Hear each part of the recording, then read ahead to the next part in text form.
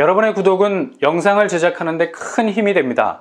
영상을 보시기 전에 구독과 좋아요 꼭 부탁드리겠습니다.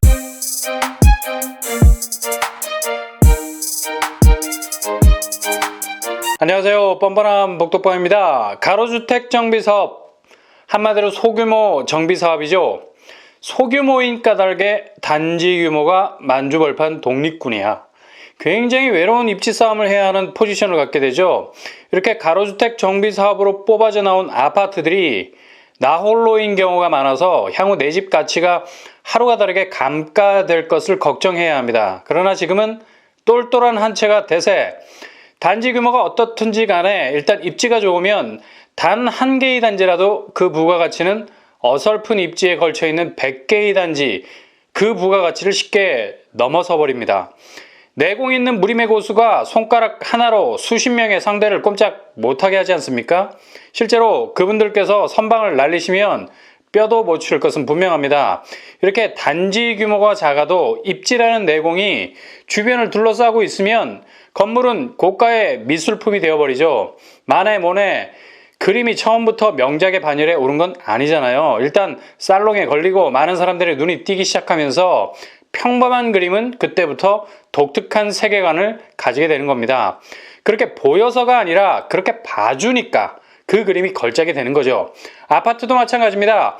가로주택 정비사업으로 뽑아져 나온 아파트라 해서 소규모 나홀로 단지로 굶어 죽을 줄 알았는데 이게 명품 입지에서 빛을 내기 시작하는 거야. 그 아파트가 명품이기 때문이 아니라 주변 교통 호재와 일자리 연계라는 입지가 그 아파트를 고퀄리티로 봐주게 되는 거죠. 이렇게 되면 내 집으로서의 가치는 게임 오버. 그냥 그렇게 나홀로 손을 들고 서 있어도 그 주변의 시세들이 얘를 절대로 소외시키지 않아. 그 모습 그대로 굉장히 관대하게 편입시켜줍니다. 그래서 가로주택 정비사업지에서 나오는 아파트는 첫째도 입지, 둘째도 입지, 아파트를 구성하는 요소의 모든 것이라 말해도 과언이 아니죠. 그리고 가로주택 정비사업은 재건축, 재개발에 비해서 절반도 걸리지 않는 사업 속도를 가지고 있습니다. 대략 조합 설립하고 뚝딱 2, 3년이면 입주까지 끝나게 됩니다. 오매불망 엎어지는 재건축 사업 바라보면서 발을 동동 굴릴 이유가 없다는 거죠. 이런 특징을 가지고 있는 2021년 서울의 가로주택 정비사업 첫 분양주자가 등장하게 됩니다. 바로 관악 중앙하이츠 포레입니다. 입주자 모집 공고가 나왔죠. 특별공급 4월 9일, 일반공급 4월 12일, 당첨자 발표는 4월 20일입니다. 총 82세대 중에 분양세대 수는 특별공급은 18세대, 일반공급은 16세대, 총 34세대를 공급하게 됩니다. 평형은 46제곱과 63제곱으로 이루어져 있습니다. 이곳은 효신연립조합과 SH 서울주택도시공사가 협업, 시공사는 동우개발이 수주를 맡게 됐습니다. 단지 규모는 지하 2층에서 지상 7층 2개 동 총 82세대 중에 34세대를 일반 분양합니다. 일반 분양 평형은 46제곱 26세대, 63제곱 8세대입니다. 평형이 소형이라 좀 아쉽다. 그래도 자양 하늘채베르 가로주택 정비사업은 아니었어도 46제곱밖에 없었죠. 굉장한 태클이 있었습니다. 그러나 최종 경쟁률은 367대 1, 거의 분양 완판을 넘어서 분양 서프라이즈. 이렇게 작은 평수에도 너무도 많은 사람들이 몰려들었습니다. 이유는 간단합니다.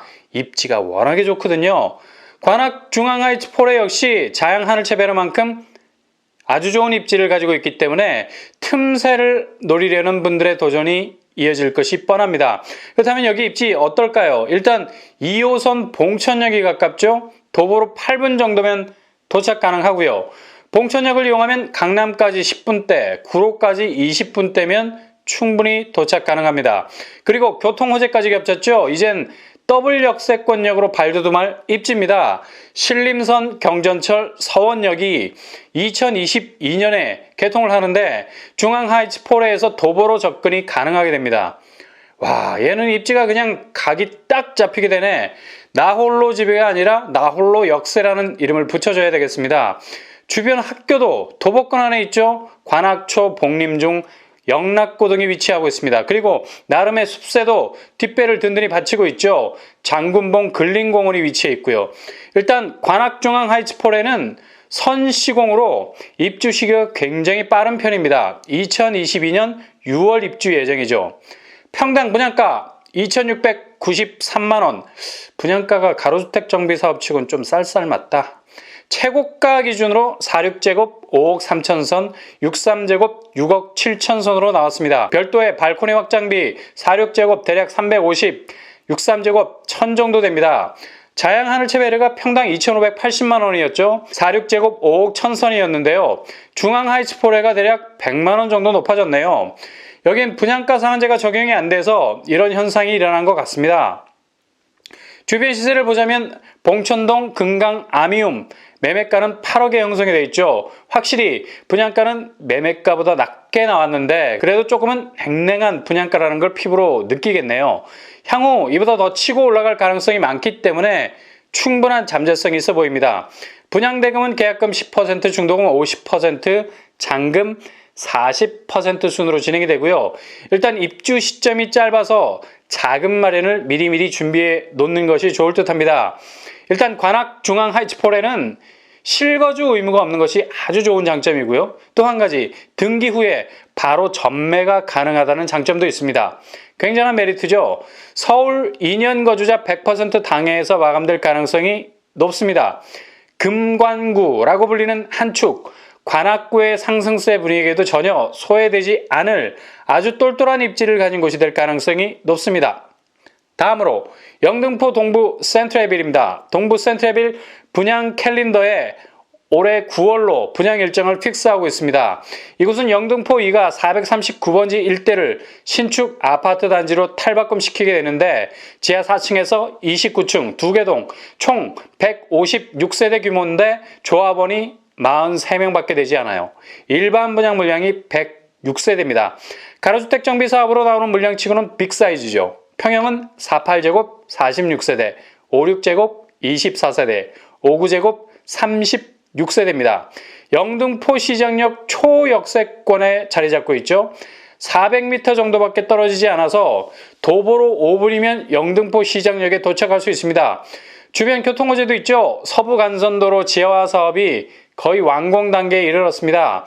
올해 상반기에 개통 예정입니다. 게다가 인근 영등포역에 자리 잡을 신안산선이 2024년에 개통을 앞두고 있습니다. 신안산선을 이용하면 여의도에서 안산까지 25분이면 도착할 수 있죠. 그리고 걸어서 여의도에 접근할 수 있다는 것은 다시 말해서 서울 중심 업무지구와의 접근성이 아주 좋다는 얘기입니다. 예상 분양가는 평당 2,500만원, 5구제곱이 6억 2,500만원 정도 선입니다. 주변 시세, 포레나 영등포가 180여 세대 정도 되는 비슷한 규모를 가진 곳인데 20평대가 11억에 형성이 되어 있습니다.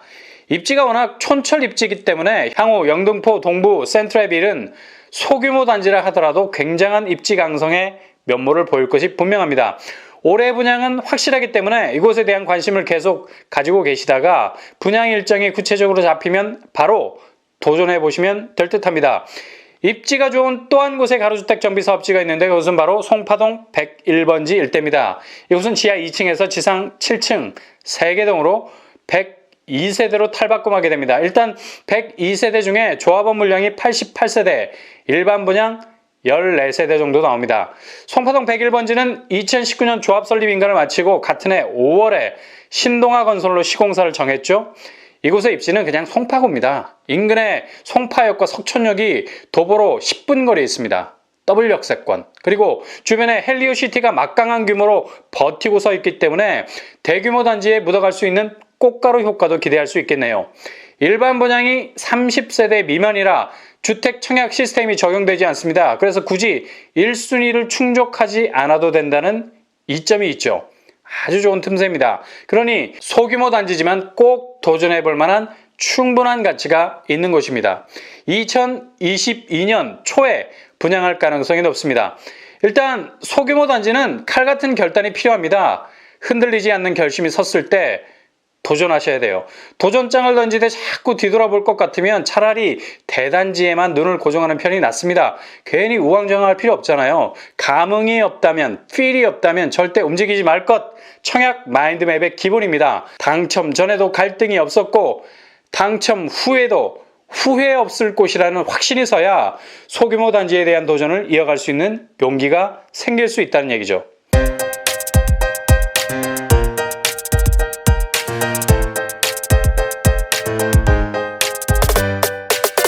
항상 여러분의 파이팅이 파이널 당첨이라는 종착역이 될 수 있기를 바랍니다.